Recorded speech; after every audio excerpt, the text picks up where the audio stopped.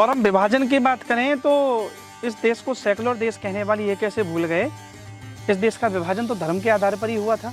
किसानों को तो मैं बहुत आग्रह करूंगा कि जितना हम ये पेस्टिसाइड और ये सब फर्टिलाइजर डालते जा रहे हैं, आपको ठीक है एक खेत से 2 गुना 3 गुना ज़्यादा उत्पादन हो जाएगा, लेकिन 10, 20, 25 वर्षों में भूमि बंजर ही हो जाएगी। गौ माता की भूमि हर जगह पर थी, वो आवारा नहीं है, उसकी भूमि पर कब्जा किया गया।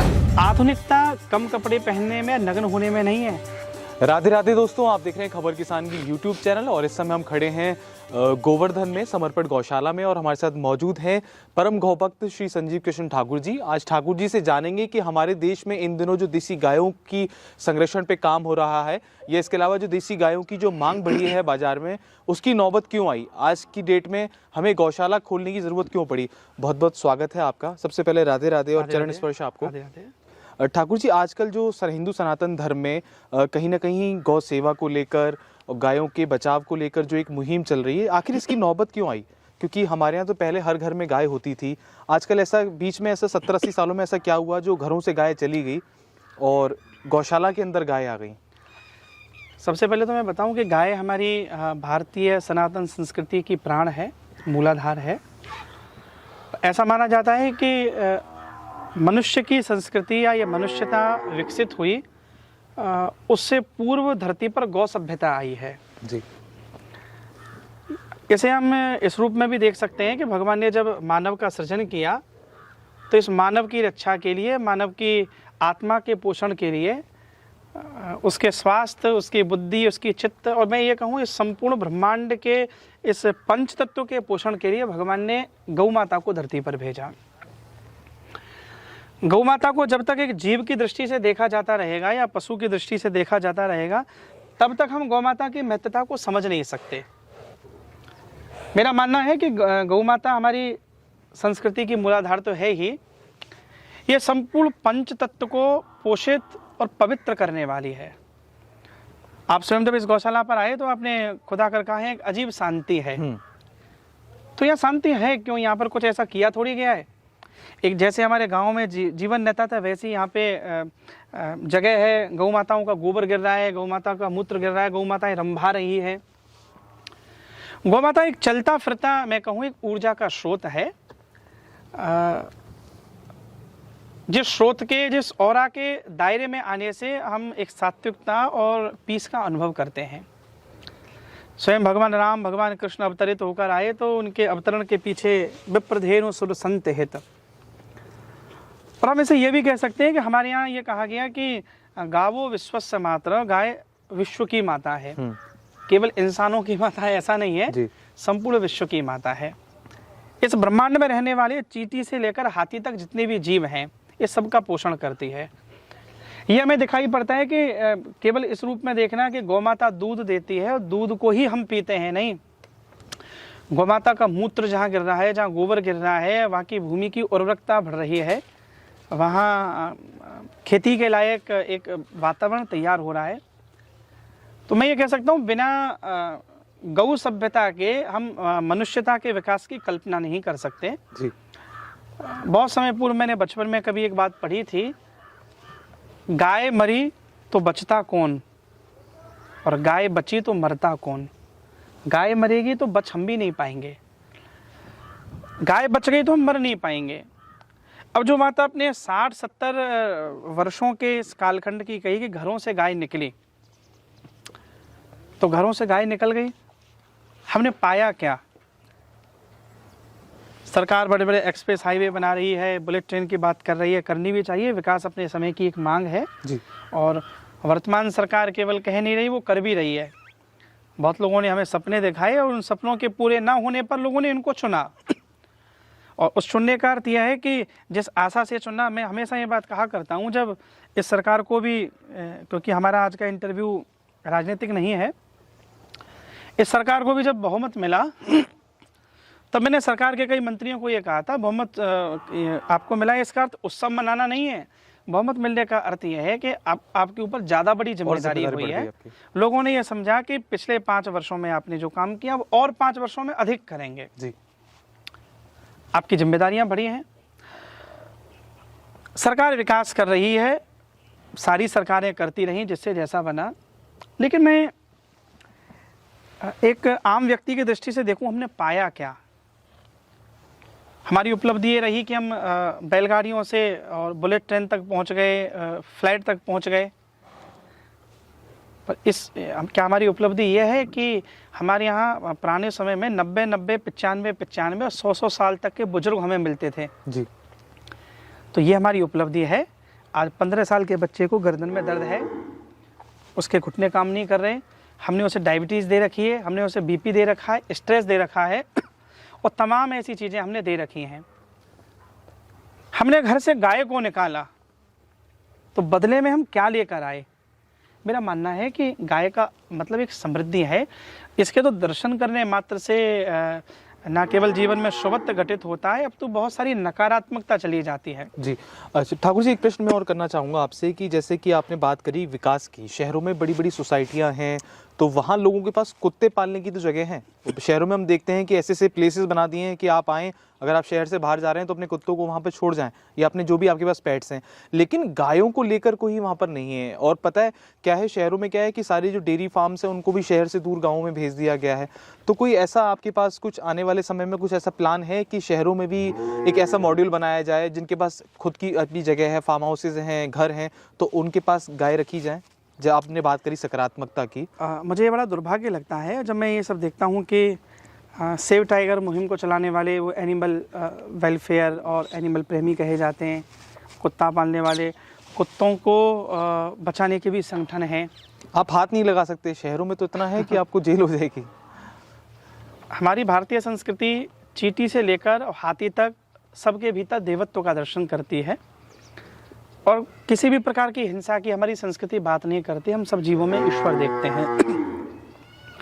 हमने गाय को माता शब्द क्यों कहा? हम कोई और भी शब्द कह सकते थे, पर सत्यता यह है हमारे पास अभिव्यक्त करने के लिए जब शब्दों की कमी पड़ रही हो, एक अक्षर का एकमात्र शब्द ऐसा जिसको हम कह सकते हैं अब इसके बाद मैं मेरी रिस्पेक्ट को वर्णन करने के लिए शब्दों का अकाल है मेरे पास। माँ माने अल्टीमेट, अब कुछ नहीं बचा जी। जननी है वो तो। माँ से हम कह सकते हैं जो जीवन भर अपनी संतति को देती ही देती है, बदले में कुछ लेती नहीं है। गाय हमसे लेती क्या है? ऑक्सीजन ही लेती है, ऑक्सीजन ही छोड़ रही है। गोबर और मूत्र से हमारी खेती, हमारे पूरे पर्यावरण, हमारी वन संपदा, हमारी खनिज संपदा, इस सब को वो पल्लवित पोषित कर रही है। और हमारे यहाँ चूंकि भारत, मुझे इस शब्द पर आपत्ति है, ये सेकुलर देश नहीं है, भारत एक धर्म का ही देश है। और हम विभाजन की बात करें तो इस देश को सेकुलर देश कहने वाली ये कैसे भूल गए? इस देश का विभाजन तो धर्म के आधार पर ही हुआ था कि वो पाकिस्तान चले जाएं, हम यहाँ पर रह जाएं। जब विभाजन के मूल में भी धर्म ही था, तो मैं तो बिल्कुल कह रहा हूँ ये सनातन ही देश है, ये सनातन की ही संस्कृति है। राम और कृष्ण ही हमारे आराध्य हैं और भगवा की ही हमारी संस्कृति रही है। हर समाज, हर पंथ अपनी ग्रंथों से चलता है। हम उस दृष्टि में से देखें तो हमारे ग्रंथों में भी कहा गया, कश्य में मात्रा न विद्यते, भगवान वेद एक जगह कहते हैं, तब वहाँ पे कहा गोस्तु मात्रास न विद्यते। धरती पर किसी की किसी से तुलना नहीं हो सकती, तो केवल गौ माता की तुलना नहीं हो सकती जी। हमने इतना पवित्रतम मान दिया कि हम ईश्वर के सदृश बात कर रहे हैं। हमारे यहाँ तो हम ये सुनते थे कि भगवान के दर्शन, भगवान की परिक्रमा करके पुण्य मिलता है। भगवान बादरायण कह रहे हैं, गवाम दृष्टवा नमस्कृत्य कुर्याच्चैव प्रदक्षिणम प्रदक्षिणी कृता तेन सप्तदीपा वसुंधरा। गौ माता को तिलक और उसकी परिक्रमा करने मात्र से 7 दीपों की परिक्रमा का फल मिलता है। कितना पवित्रतम था। हमने घरों पर कुत्ते पालना शुरू कर दिया, बिल्ली पालना शुरू कर दिया, उससे मिला क्या? समृद्धि तो हमारी चली गई। गाय तो कामधेनु है। समृद्धि इस रूप में गई कि आज हर घर में आप देखें तो एक व्यक्ति की कमाई का 30-35% हिस्सा केवल बीमारियों में जा रहा है। और गाय के ऊपर तो कितने अनुसंधान हो रहे हैं कि गाय कुछ भी ना दे, आप केवल दर्शन कर लीजिए जी। मुझे तो याद है अभी यूरोपियन कुछ कंट्रीज़ में ऐसा हो रहा है, और मैं बिफोर कोविड जब कुछ देशों में मुझे जाने का अवसर मिला, एक मैं तो इसे कहूँगा ये सब रीडेवलप होकर चीज़ें आई हैं। गो थेरेपी सुना होगा, काउ थेरेपी। यूरोप में और अमेरिकन कुछ कंट्रीज़ में लोग जा रहे हैं, हजार हजार डॉलर दे रहे हैं। और किस बात के दे रहे हैं कि जहाँ पर गौशाला है, उनके फार्म है, वहाँ जाकर वो रहेंगे, चारपाई बिछाएंगे, पलंग बिछाएंगे, उस औरा में रहेंगे और गाय का दर्शन करेंगे, गाय के ऊपर हाथ फेरेंगे। जो कहते हैं कि बीपी आपका मेंटेन रहता है। बीपी आपका मेंटेन होगा। तो अब ये पश्चिम मानने लगा कि केवल उस औरा में रहने मात्र से केवल हमारे भीतर पॉजिटिविटी आ रही है। और मैं एक बात बताऊं, हमारे स्वर्गीय श्री राजीव दीक्षित जी कहा करते थे, जो भोपाल का गैस कांड है जिसमें हजारों लोग काल कवलित हुए थे, सारी दुनिया जिसे उस त्रासदी को भूली नहीं है और जिसके अंश आज तक प्रभावी हैं। जब वो भोपाल गैस कांड हुआ था, बहुत दूर तक त्रासदी हुई। तब उस गैस कांड से थोड़े से कुछ किलोमीटर पर तब भी एक दो गांव ऐसे थे जहां पर लोग नहीं मरे ज़्यादा। थोड़ी बहुत एलर्जिक प्रॉब्लम हुई पर ज़्यादा नहीं हुई। और उसके पीछे जब हमारे वैज्ञानिकों ने, हमारे देश के चिकित्सा क्षेत्र के लोगों ने जब अनुसंधान किया, तब जाके पता चला कि वो जितना भी इन्फेक्शन था, वो जितनी भी गैस पहुंची थी, वो गांव, वो कुछ घर केवल इसलिए बच पाए कि वो घर मिट्टी के घर थे, गोबर से लिपे हुए थे। गोबर से लिपने मात्र से वो जो इन्फेक्शन था, वो जो पूरा गैस का एक संक्रमण था, वो उन घर तक नहीं पहुंच पाया। तो ये तो केवल ये मनुष्य को बचाने के लिए है। ये तो दुर्भाग्य है कि लोग रख नहीं पा रहे। तो मैं तो आग्रह करूंगा कि समय आएगा जब व्यक्ति स्वयं नहीं सुधरता है तो प्रकृति सुधारती है। तो प्रकृति अपने आप को ठीक करेगी, प्रकृति रीसेट करेगी। हमें गाँव की ओर लौटना पड़ेगा। और इस उम्मीद में जो इस आधुनिकता को स्वीकार करते जा रहे हैं कि सुख मिलेगा, सुख जब भी मिला, जिसे मिला, जहाँ मिला, वो अपनी संस्कृति में मिला, अपने गांव में मिला। और गाय केवल अर्थ का नाता नहीं है, इसका दूध हमारे रक्तों में बह रहा है।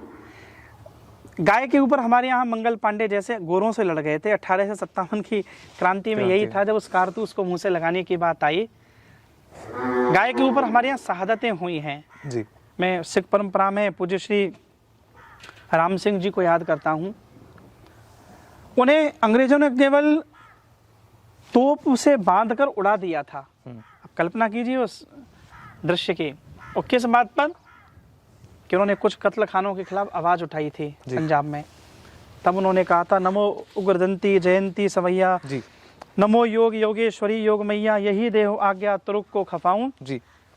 गौ माता को शीश में सदा नवाऊं, गौ माता का मैं कर्ज उतारूं जी। तो ये हमारी संस्कृति है, हमारी सनातन परंपराएं हैं जी। लौटना पड़ेगा जी। तो मैं तो आग्रह करूंगा वो समय आए जब गाय शहरों में पहुंचे जी। ठाकुर जी, एक चीज़ और, कहीं ना कहीं किसान और सरकार बीते 70 साल का जो समय रहा आज़ादी के बाद का, कहीं ना कहीं इसमें सरकार दोषी है और किसान भी कहीं ना दोषी है। क्योंकि हमारे अगर परदादा बताते हैं कि पहले क्या हुआ करता था, ट्रैक्टर नहीं हुआ करते थे, बैल हुआ करते थे और वही खेतों में काम करते थे, वही मनोरंजन का साधन होते थे। छोटे बच्चे उन्हीं बैलों के ऊपर चढ़ जाते थे, उन्हीं से खेलते थे और दिन में उन्हीं के साथ खेतों में रहते थे।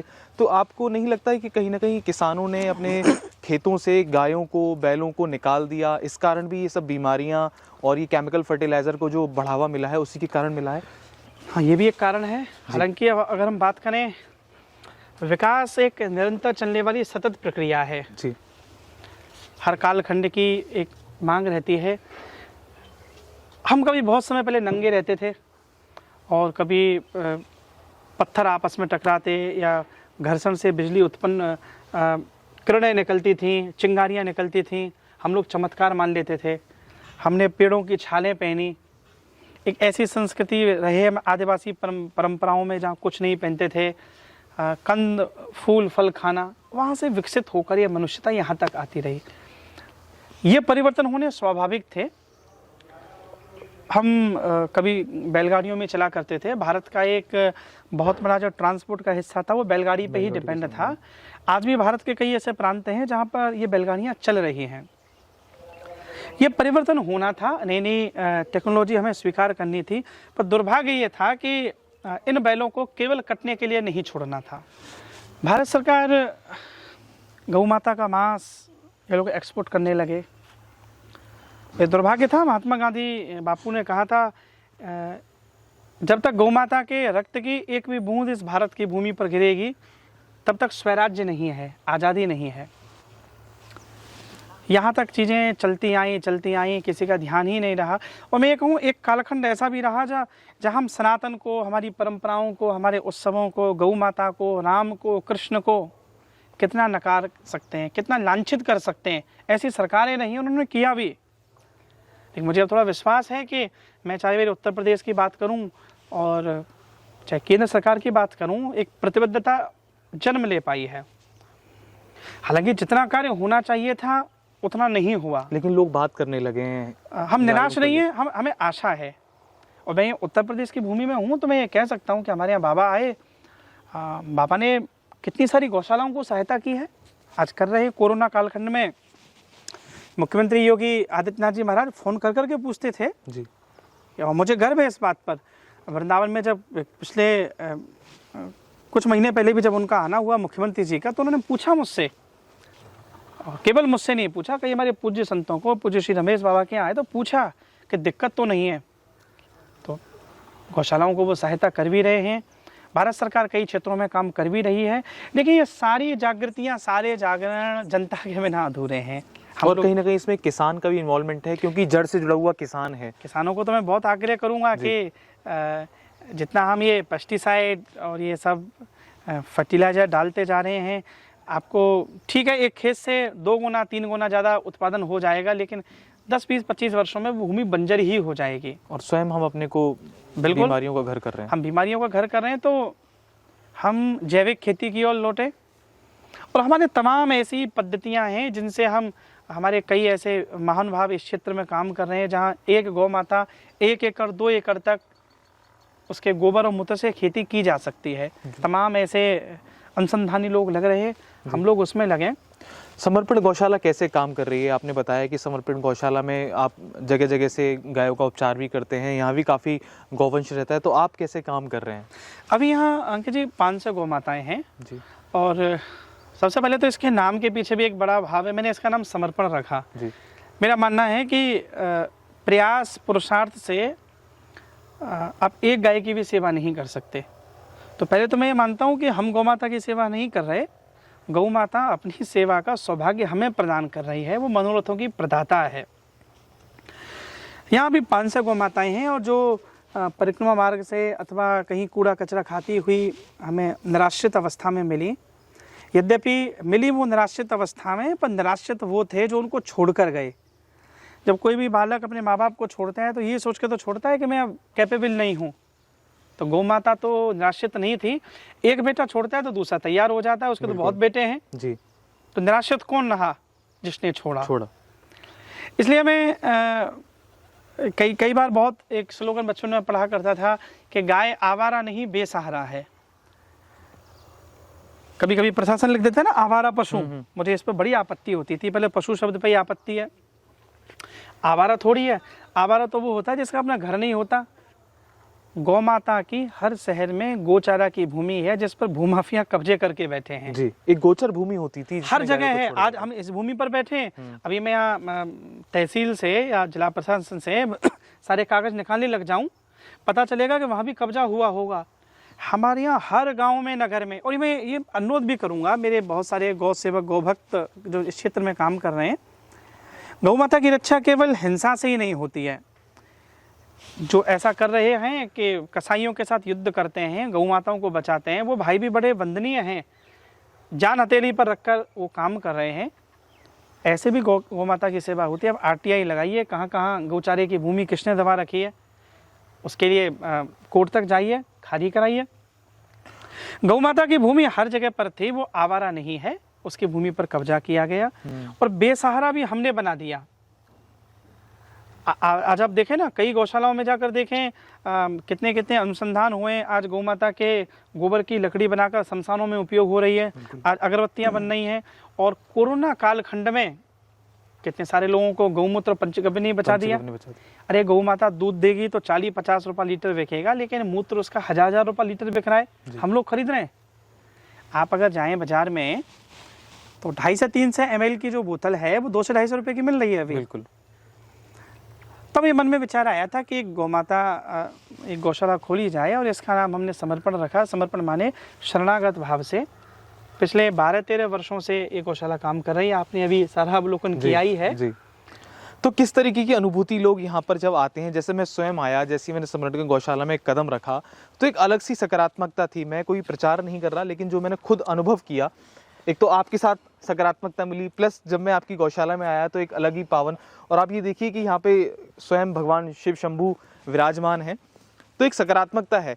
लेकिन जब यहाँ पर और लोग आते हैं, आपके भक्त आते हैं, श्रद्धालु आते हैं, तो उनका क्या मानना रहता है जब वो गौ सेवा करते हैं, तो वो कैसे अनुभूति आपके साथ साझा करते हैं कि ठाकुर जी यहाँ पर आके कैसा लगा? ये भूमि अपने आप में बड़ी दिव्य है जी। इसका नाम है गोवर्धन जी। गोवर्धन में पहला अक्षर है गो, गोवर्धन। अनादिकाल में जहाँ हजारों हजारों गौ माताओं की सेवा होती थी, उनका वर्धन होता था, संवर्धन होता था। जी। यहाँ निम्बार्क परंपरा का बड़ा पवित्र स्थान है नीम गांव। जी। यहाँ से 2 किलोमीटर पर राधा कुंड कृष्ण कुंड है। जी। यहाँ 20-25 मिनट की ड्राइव पर आप बरसाना पहुँच जाते हैं। ये भूमि ही चेतन भूमि है। गौ माता के विराजने से ये भूमि और पवित्र हो गई। तो यहाँ आने वाले भक्तों की बड़ी अनुभूतियाँ रहीं और हम लोग बड़ी पवित्रता के साथ प्रयास करते हैं कि सेवा होती रहे, भगवान राधा गोविंद विराज रहें। और महादेव के दर्शन तो हम कर ही रहे हैं। महादेव नर्मदा से पधारे हैं जी। और हमारे नर्मदेश्वर महादेव हैं। तो महादेव जब से यहाँ पर विराजे तो यहाँ का जो परिसर है जी, यहाँ का संपूर्ण परिसर अपनी एक और दिव्यता को प्राप्त कर गया। जी। कितने सारे लोग यहाँ पर आते हैं और आकर भगवान महादेव को अभिषेक करते हैं, जल चढ़ाते हैं। जी। तो ये भी एक बड़ी अनुभूति है। हमारे ब्राह्मण देवताओं के द्वारा यहाँ नित्य प्रति खूब अनुष्ठान होते हैं। जी। तो महादेव इस गौशाला के असली मैं कहूँ तो संस्थापक रक्षक कोई है तो भगवान महादेव ही हैं। जी। ठाकुर जी, देश के युवाओं को क्या संदेश देना चाहेंगे आप यहाँ से समर्पण गौशाला के माध्यम से कि वो गौ सेवा में अपना योगदान दें? देश के किसान भाइयों को क्या कहेंगे कि वो भी ज़्यादा से ज़्यादा अधिक गायों पर काम करें, गौ संवर्धन पर काम करें? उनको क्या संदेश देना चाहेंगे आपके अनुभव के अनुसार? मेरा बहुत सारे युवाओं से कहना रहेगा कि अपने गाँव में, नगर में, जहाँ भी हो, आप गौशालाओं में नित्य प्रति जाया करें। जी। परम पूज्य आचार्य श्री राम शर्मा जी गायत्री परिवार के संस्थापक और जिन्होंने गायत्री परिवार की उसको वैश्विक स्तर तक पहुंचाया, वो कहा करते हैं, मैंने गौ माता की कृपा और सेवा से ही 8 वर्षों में मैंने इतना लिख दिया जो 800 वर्षों तक ना लिख पाया। युवाओं को मैं आग्रह ये करूँगा कि युवा वही है जो सृजन कर सकता हो। जो ढो रहा होता है वो युवा नहीं होता है। पहले तो आप ज़िंदगी ढो मत, आप सृजन करें।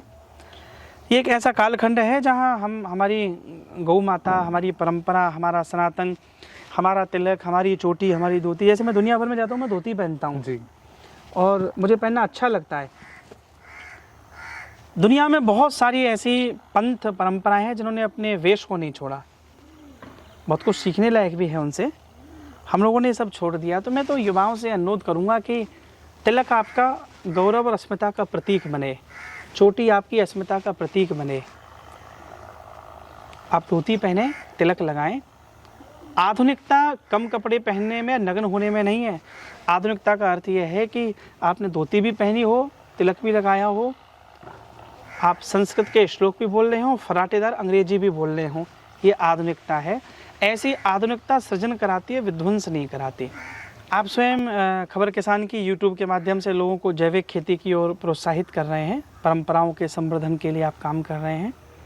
युवाओं से मेरा अनुरोध है, हमारी एक परंपरा थी कि अपनी कमाई का हम 10वां हिस्सा निकालते थे। आप 10वां ना निकालें, आप 50वां ही निकालें। अपने घर में कुछ गौमाता के लिए राशि निकालें। महीना 2 महीना में वो राशि पूरी हो जाने पर, बढ़ जाने पर निकट की किसी भी गौशाला में जाकर दें। मैं आग्रह करूंगा, अपना जन्मदिन, एनिवर्सरी आप होटल में मनाओ, आप अपने जीवन को जैसे सेलिब्रेट करना चाहें कीजिए, लेकिन हो सके किसी गौशाला में जाके गुड़ खिलाइए गौ माताओं को। बेजुबान की सेवा हमारे यहाँ सबसे बड़ी सेवा कही जाती है, और वो बेजुबान नहीं है, वो वृंदावन के ग्वाल को द्वारकाधीश बनाने वाली गौ माता है। आज गौ तत्व से जुड़ने की हम सबको आवश्यकता है। हो सकता है कोई अर्थ दे सकता है, कोई विचार दे सकता है। बहुत सारे अनुसंधान करने वाले लोग हैं, कैसे गौमाता के गोबर और मूत्र को बाज़ार में अर्थ के साथ जोड़कर गौशालाओं को भी लाभ मिले, किसानों को भी लाभ मिले, ऐसे कुछ हम अनुसंधान प्रयोग कर सकते हैं।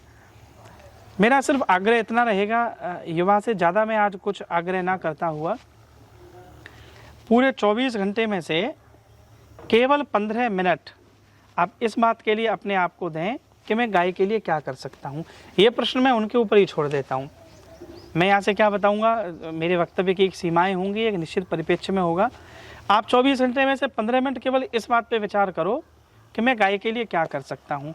आप 10 लोगों को गौ माता के लाभ बता सकते हैं, या 10 लोगों को यही बोल सकते हैं आप गौशाला में जाओ, क्योंकि जब तक आप गौशालाओं में नहीं आओगे तब तक ऊर्जा नहीं मिलेगी हमें करना क्या है। आज मैं और आप इस भूमि में बैठे हैं तो पता चल रहा है हम क्या क्या कर सकते हैं। एक ऑरा है।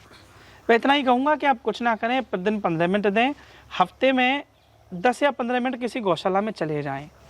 आपको क्या करना है फिर मैं नहीं बता पाऊंगा, गौ माता बता, आप स्वयं ही करते रहेंगे। तो ये थे हमारे साथ परम गौभक्त श्री संजीव कृष्ण ठाकुर जी, परम पूज्य हैं हमारे, और काफ़ी सारी अच्छी बात बताई देश के युवाओं को, देश के किसानों को, कैसे आप गौ संवर्धन पर काम कर सकते हैं, कैसे गौशाला में अपने जन्मदिन को, अपनी वर्षगांठ को सेलिब्रेट कर सकते हैं, गौ माता को चारा खिलाकर, गुड़ खिलाकर। आप कभी वृंदावन आएँ, गोवर्धन आएँ तो समर्पण गौशाला में ज़रूर विजिट करें। नीचे डिस्क्रिप्शन में हम पूरा एड्रेस यहाँ का दे देंगे आपको। अगर आप भी चाहते हैं गौ माता की सेवा करना तो क्या राशि आप दे सकते हैं, पूरी वेबसाइट है समर्पण गौशाला की, और वहाँ पर आप जाके अपनी सहायता कर सकते हैं और यहाँ पर आके खुद एक सुखद अनुभूति यहाँ पर ले सकते हैं। तो बने रहिए हमारे साथ, देखते रहिए खबर किसान की यूट्यूब चैनल। अगर आपने हमारा चैनल सब्सक्राइब नहीं किया है तो उसको सब्सक्राइब करें। धन्यवाद।